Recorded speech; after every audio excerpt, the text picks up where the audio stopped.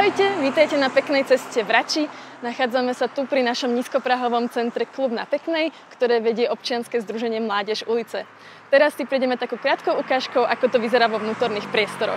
Vítajte vo vnútri, tuto máme moju kolegyňu Kiku, tuto máme našu dobrovoľničku Myš a tu vidíte priestor, ktorý môžete plne využívať počas týždňa v poobedných hodinách a ukážeme vám jednotlivé veci, ktoré tu sú vlastne prístupné všetkým deťom aj mladým ľuďom, približne od veku 10 do 20 rokov, bez akýchkoľvek podmienok. Nie je tu žiadne vstupné, nie je tu žiadna registrácia, jednoducho prídete a môžete využívať tieto priestory tak, ako potrebujete. Tak ako môžete vidieť, máme tu plné vybavenie, takže kalčeto, biliard, je tu ping-pong, air-hockey, ale sú tu aj oveľa relaxačnejšie veci, napríklad len proste kopa tulivakov, do ktorých sa môžete hodiť. A takisto je tu celá knižnica spoločenských hier a samozrejme pre fanúšikov videohier máme aj PlayStation. Okrem PlayStation tu nájdete aj samostatnú kuchynku, kde si viete prihriať jedlo alebo schovať do chladničky, takže tu nikdy netrpíte núdzou a rovno vám takto predstavím aj náš ateliér. Vítajte ešte aj v našom ateliéri. Tu máme celú policu z vecí na vyrábanie, nie je to zďaleka ani len o malovaní, je tu kopa batikovania, tričiek, tašiek, linolitu, jednoducho všetko, čo vám napadne.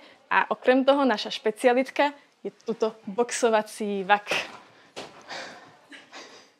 Toto je naša poradenská miestnosť, tu poskytujeme psychologické a sociálne poradenstvo našim klientom, či už rodinám alebo deťom, s ktorými pracujeme.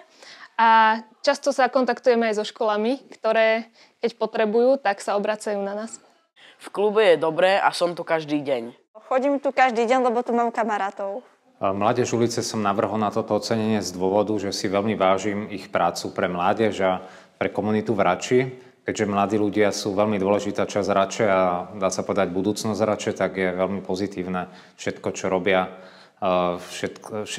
každá činnosť, ktorú pre túto komunitu robia, pre túto vekovú kategóriu. Takže som veľmi rád, že získali plný počet bodov pri hlasovaní a verím tomu, že tá ich práca bude naďalej veľmi dobre cenená aj v širšej komunite. Nielen v Krasňanoch, kde teraz pôsobia, ale v celej Rači. Ste tu u nás vítaní počas celého týždňa od pondelka do štvrtka v poobedných hodinách. Nemusíte sa objednať, nejak nám volať, proste prídete, keď to budete potrebovať. Nájdete tu vždy nejakých pracovníkov týmu, spoznáte nás vždy podľa modrých tričiek s nápisom a môžete sa na nás kedykoľvek obrátiť.